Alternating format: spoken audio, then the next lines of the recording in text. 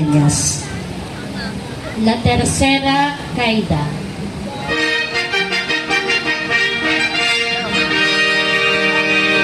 Ang ikatlong pagkarapa ng Panginoong Hesukristo.